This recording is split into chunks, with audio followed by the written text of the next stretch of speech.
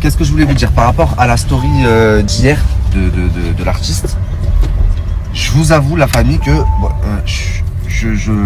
j'aurais aimé qui rentre un peu plus dans les détails, de même qu'il a fait quand il m'a un petit peu descendu. Quand il a fait comprendre que j'étais venu salir le pays ou que j'avais été payé par Marwa, etc., etc. Donc c'est vrai que j'aurais aimé qu'il rentre un peu plus dans les détails. Et surtout, j'aurais aimé également qu'il parle de Safa, puisque là où les gens m'attendent, je pense, c'est sur l'audio qu'il a mis qu'il a mis dans sa vidéo. Et même s'il a supprimé, les gens l'ont quand même entendu. Donc forcément, les gens veulent savoir ce qu'il en est. C'est un truc de fou ce qui est sorti et c'est ma voix. Donc j'aurais aimé qu'il dise quelques mots à ce sujet également. Il l'a pas fait, c'est pas grave. Moi, je vais vous sortir une dernière vidéo comme c'était convenu. Dans cette vidéo, la famille, vous comprendrez tout.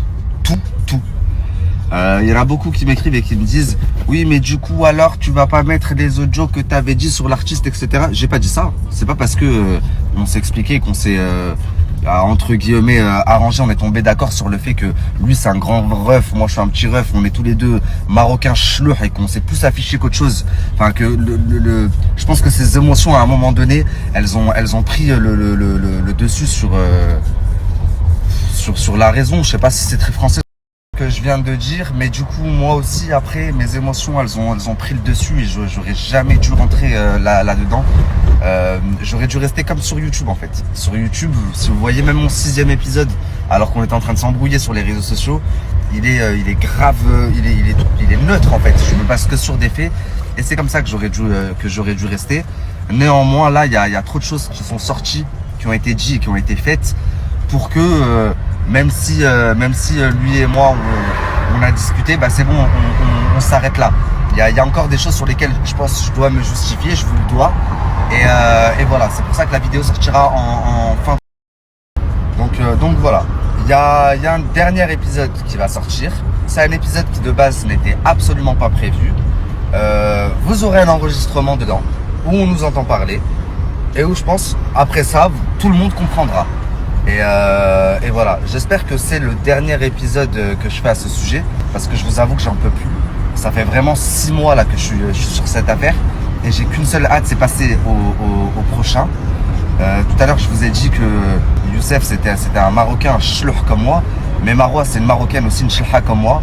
On pourrait tous être cousins dans l'histoire.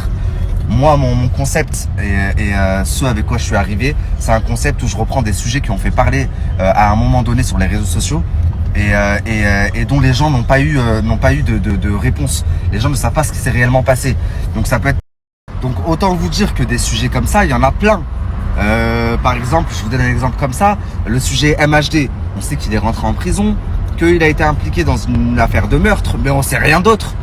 Vous allez avoir un documentaire qui vous expliquera tout normalement.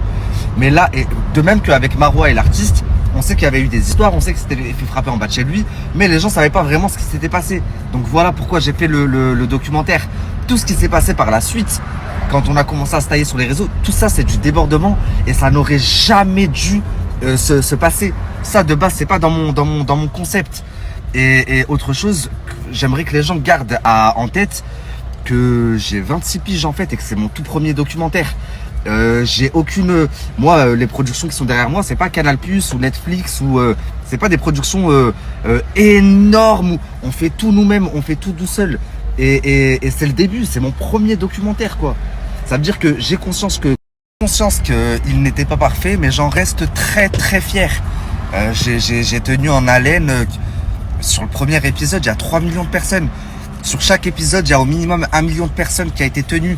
Et c'est des épisodes de presque 1 heure. Donc, dites ce que vous voulez. Moi, j'en reste très, très fier. Tout ce qui s'est passé par la suite, tout ce qu'on a essayé de me faire endosser, le fait de, oui, c'est le mec, il a voulu salir son pays, oui, c'est le mec, il a été payé, etc. Tout ça, j'en suis dégoûté et il est hors de question que la situation reste comme ça. C'est bien pour ça qu'il y a une dernière vidéo qui sorte.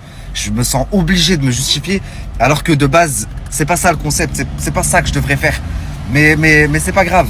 Et autre chose que je voulais dire, ça m'a bien servi de leçon. Vous savez, je pense que même à 50 ans, il est jamais trop tard pour prendre des leçons. Et il y a plein d'erreurs que j'ai faites là dans ce premier documentaire que je ne suis